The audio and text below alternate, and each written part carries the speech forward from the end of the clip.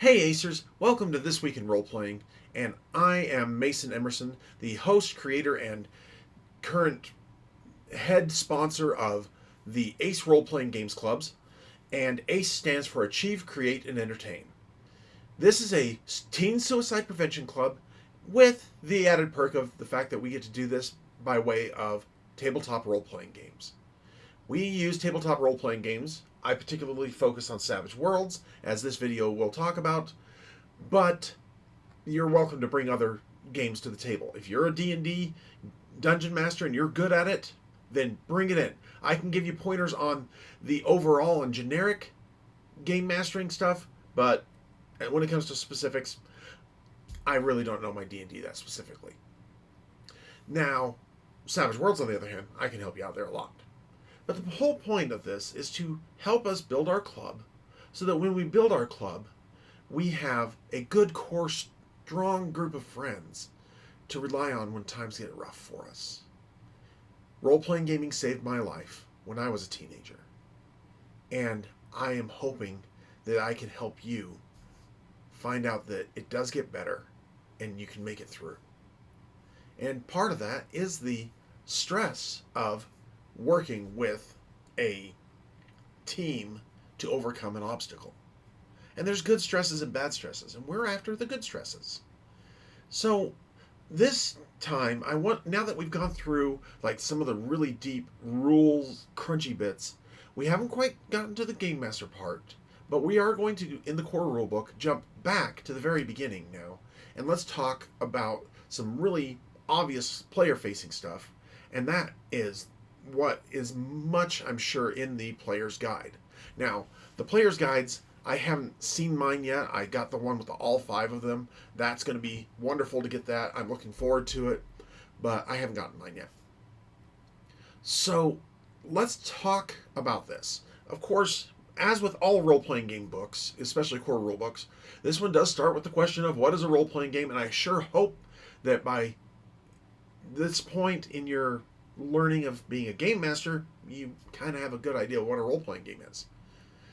So now that we know what is a role-playing game, let's just bypass that all together. Let's talk about the tools you need to play Savage Worlds. Now, obviously, you're going to need the core rulebook. The core rulebook is only $40, and that's not bad, considering that certain other systems, the core rulebooks are usually $50, $60, $100. And now understand from a business perspective that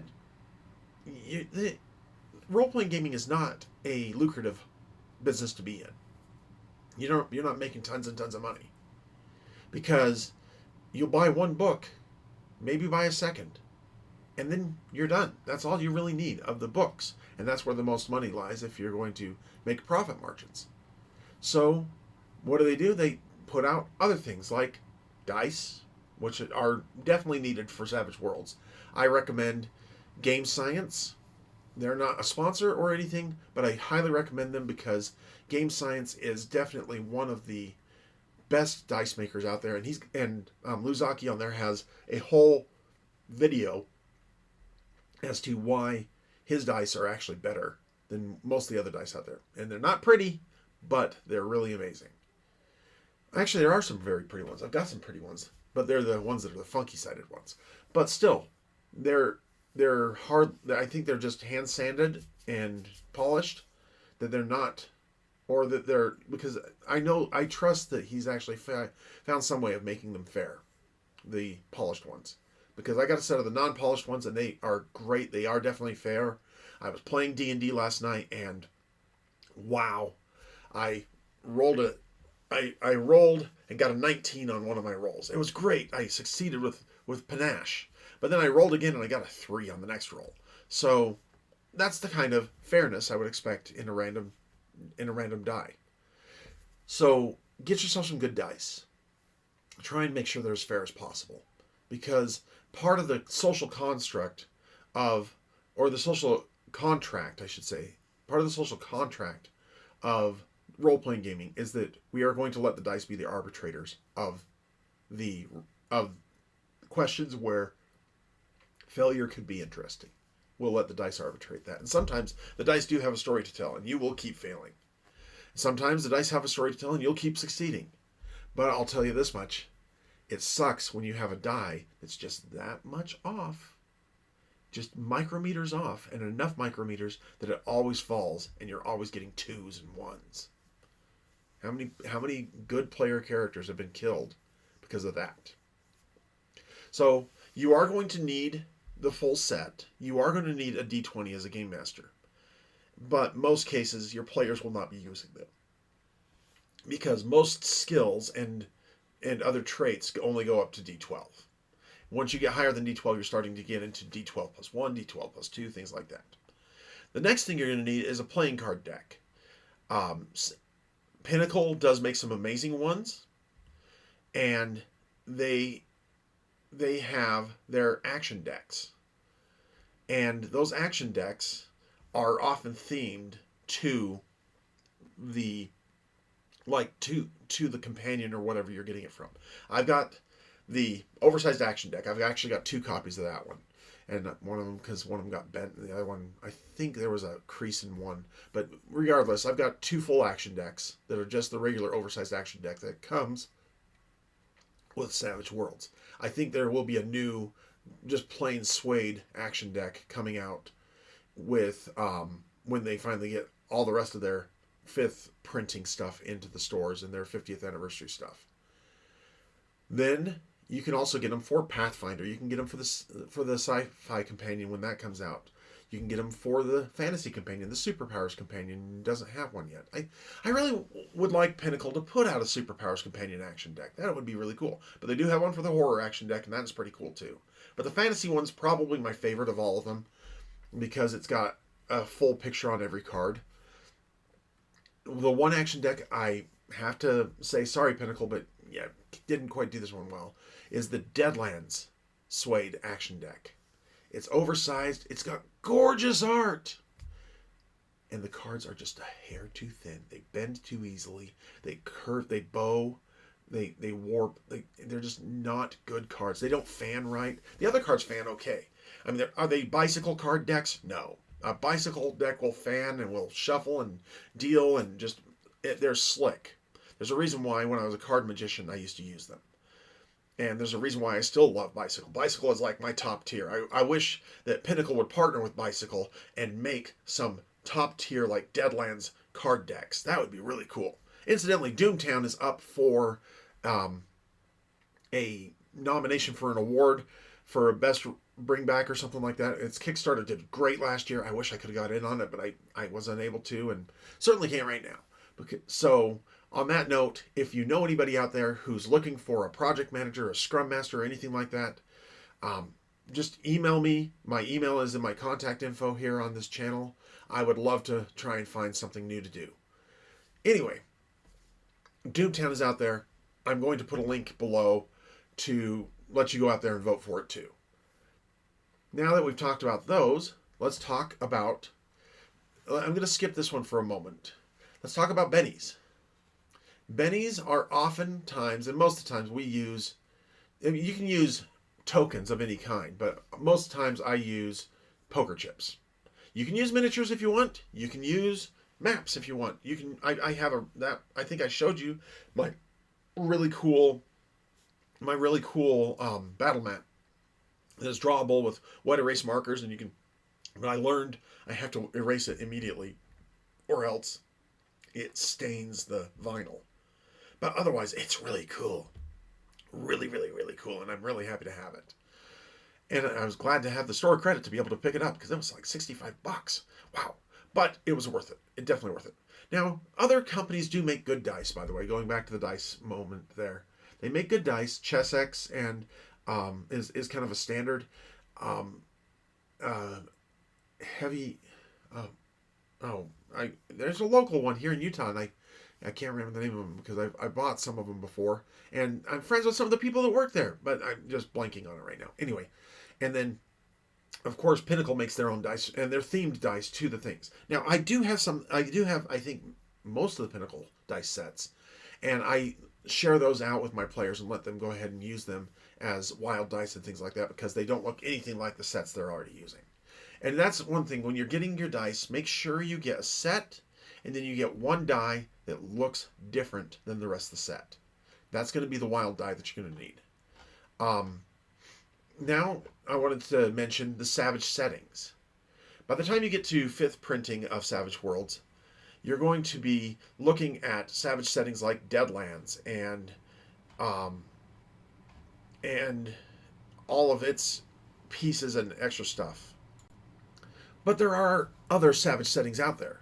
There's the great thing about SWADE, and even just the way they've continued to do their settings, is that you can continue to just quickly modify, most of the times in your head, you can quickly modify the stuff that was in the older setting and update it to the new setting, to the new SWADE system. The nice thing about that is I can take a character stat block out of Deadlands Noir, which was written for for Savage Worlds Deluxe Edition, and I can now just quickly throw out charisma and add in an athletics ability, and bam, I've got my character converted. So those are some quick side notes here. One of the things that I love about Savage Worlds is the plot point campaign. The plot point campaign is something included in almost every setting book, and it gives you as a game master a good solid skeleton on which to build an adventure and a story with your players. You bring in the key elements of the plot point along the way, but in between the elements of the plot point, you throw in extra adventures and extra side quests and things like that. There are, for example, I'm using the plot point campaign of Degrees of Horror for East Texas University. Great plot point campaign, really loving it. I'm hoping my players are loving it too. Shout out to all my players out there in that Thursday group, which unfortunately has gotten canceled twice this month, and it's getting canceled again this week because I'm still working those basketball games. It's interesting to work around people who are not my tribe, but definitely are good people, and I'm enjoying watching them. And most of them, especially these high school kids and stuff, most of them are actually really good. They're kids just like you. They just happen to be a little nerdier about bouncing a ball and doing what they practice to do. So the more we practice being game masters, the more we'll get better at it. Finally, there are the companions. Those ones are so handy and helpful. So far, they've published the Superpowers Companion, which I compliment Pinnacle on doing that one first, because they really needed to update that 2nd edition one. It wasn't great. And they decided to omit Superpowers beyond just being gifted or something like that from the Savage Worlds Adventure Edition core rulebook. So Superpowers Companion was an excellent choice. Now, I would love to see Pinnacle put out the Foundry Virtual Tabletop thing for that, and I would love to see Pinnacle put out the like I said, the oversized action deck. That would be great. Their archetype cards for it are wonderful though, and I'm glad that I was able to back that. The horror companion though, and the fantasy companion, they put them out Superpowers Fantasy Horror and now Sci-Fi, just finished clearing its Kickstarter. So I probably won't say that till next year, but that's okay. I've got the digital copy, and we're helping to contribute edits. And shout out to Pinnacle right there. How many companies get it to a point where they know they've got a good product and it's pretty much ready to go, but then they turn it around and open up beta versions of it to their fan base, to the people who supported the work on Kickstarter, and say, okay, now that you guys are here, let's have you guys help us edit this thing so that it is exactly what you want. So that's exactly what you want. Sorry if that repeated. I accidentally hit my spacebar when I poked my hands down. Anyway, so that is something I definitely have to give total bones to Pinnacle. Now, they also give you suggestions on how to adapt it to your favorite settings or video games or movies or anything like that.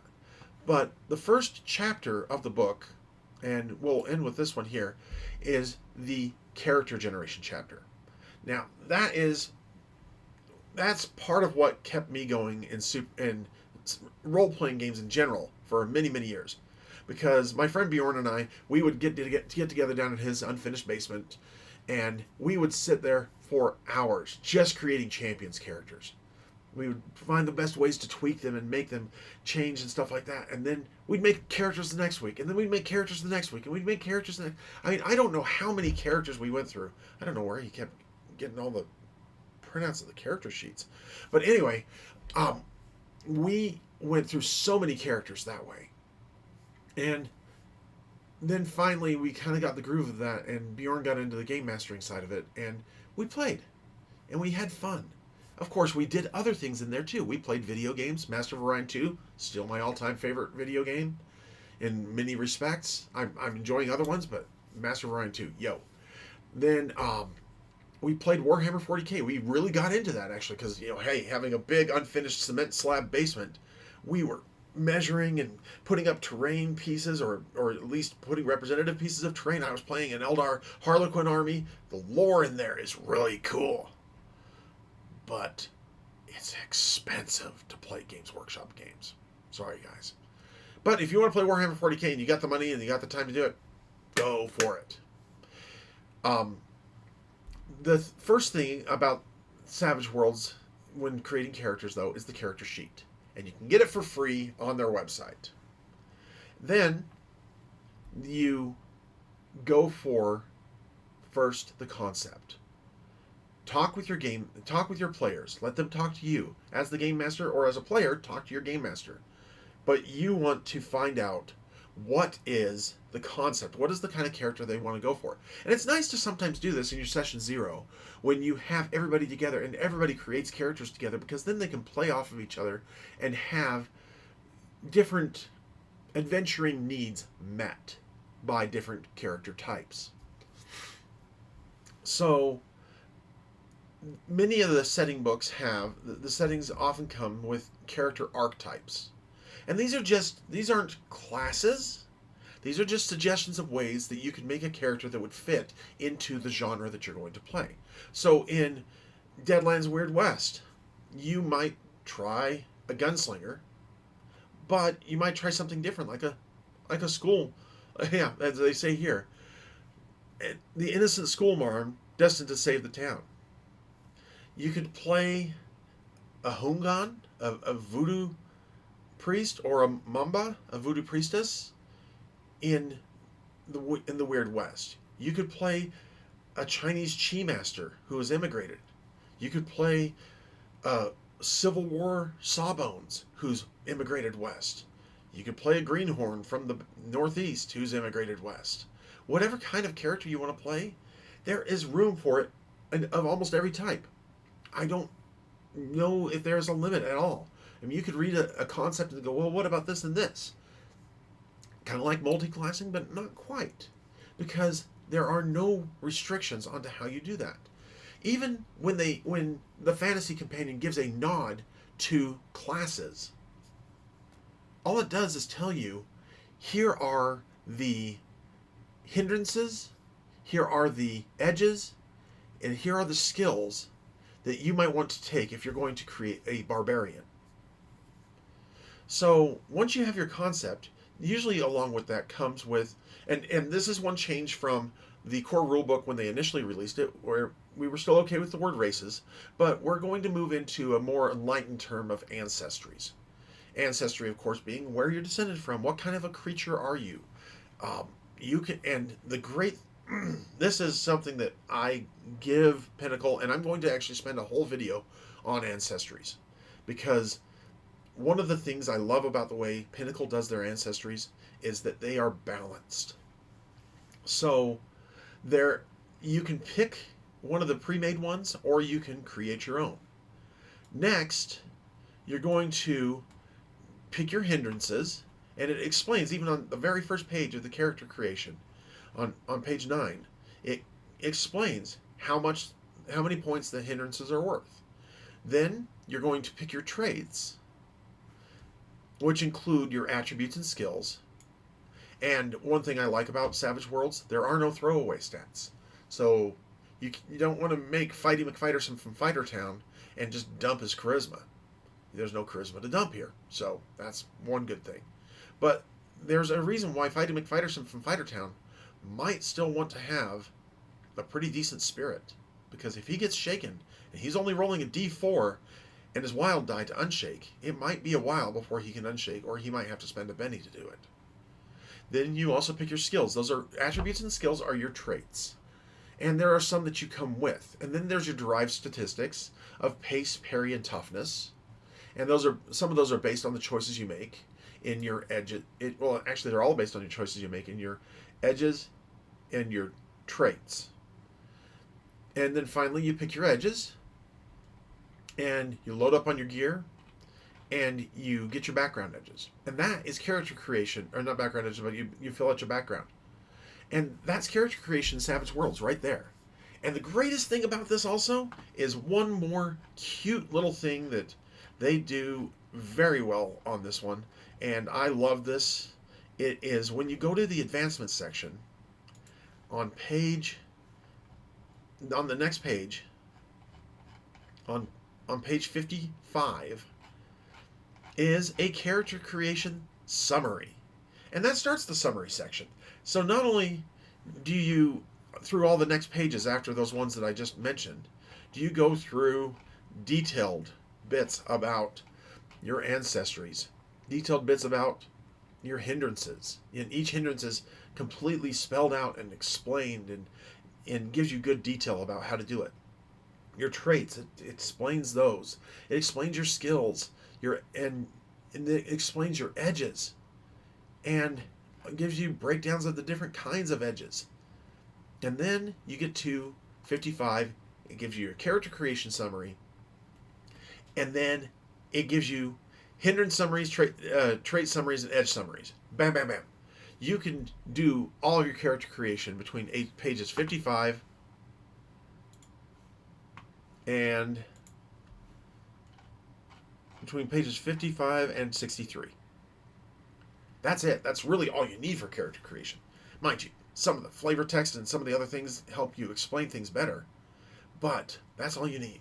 So that's all I really wanted to bring up with you guys today, is that we're going to start from the beginning of the book now and go through and look at what the players are going to be experiencing, because you need to understand their experience as well in order to be a better game master. So thank you for joining me, and I am looking forward to helping you to become a better game master, and I want you all to know that I do love you. You're amazing. The world is a better place because you're in it, and there is someone out there who does love you and does care for you. And I want you to help build that club where you have more than just me. And I hope to see you at my table someday. Take care, my friends. Bye.